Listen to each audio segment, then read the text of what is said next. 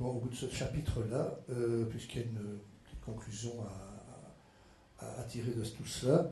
En fait, vous verrez que nous sommes, des gens comme nous, refusent en fait les affirmations de faits non prouvés.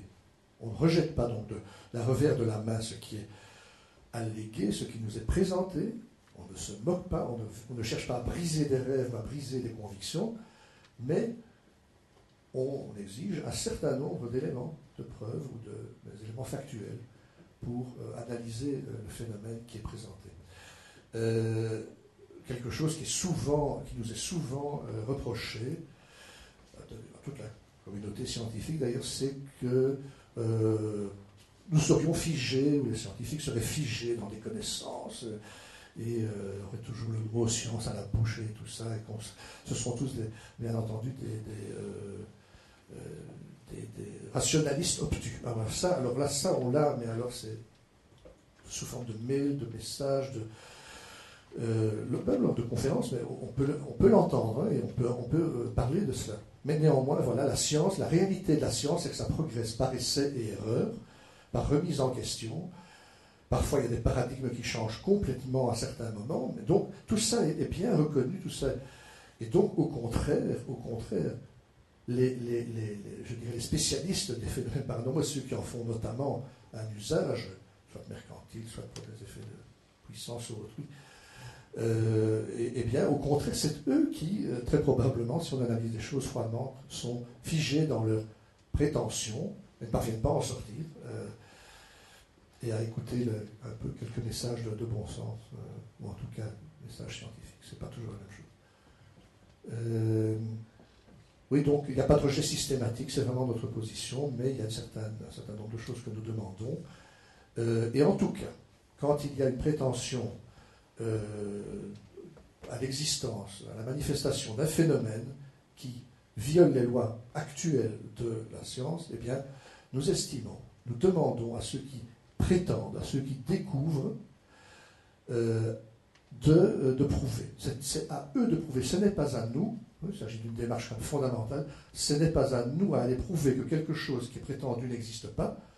Nous, on applique simplement une règle relativement simple, finalement, d'analyse, une grille d'analyse, mais on ne va pas aller au-delà. Enfin, on a été, des comités frères ont analysé des choses, mais sur base tout de même de faits ou d'éléments que nous envoient les croyants dans les phénomènes paranormaux. Sinon, je dirais, on n'en sortirait plus, n'est-ce pas, puisqu'on peut prétendre tout et n'importe quoi à un certain moment. Alors ça, voilà,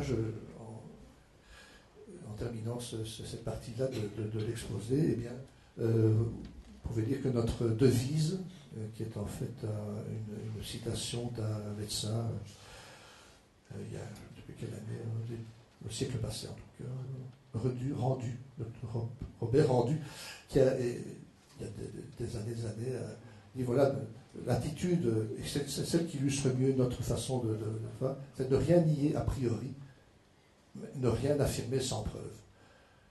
Voilà, ça c'est notre. Mais souvent, les gens qui nous critiquent très fort, et c'est le roi, ne lisent que la deuxième partie. Ne rien affirmer sans preuve. Mais non. D'abord, c'est ne rien nier a priori, ce qui quand même est assez, je dirais, tolérant quand même comme attitude, malgré ce que peuvent nous écrire certains. Petite anecdote, certains savent que nous avons participé à collaborer à une émission de radio et ensuite télévision hier, dans le cadre de la vie du bon côté sur l'université. Bon. Et que suite à ça, il y a eu énormément d'SMS et de messages Facebook sur le site de l'émission. Et la journaliste Sylvie Honoré nous l'a bien confirmé. Mais moi-même, j'ai reçu le soir un message, un mail sur le site qui avait été posté sur le site du comité Para,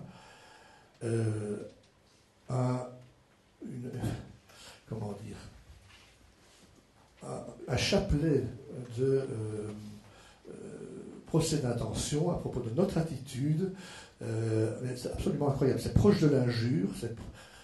C'est absolument incroyable. L'agressivité que déclenche le fait de pratiquer notre devoir de vigilance par rapport au droit au rêve, qui est tout à fait admissible.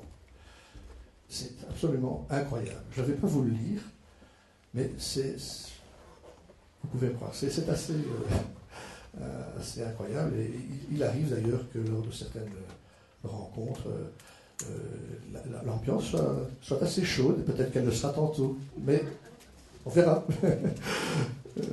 Voilà, merci pour votre attention. Et je laisse la parole à Roger Gons qui va rentrer maintenant dans un cas.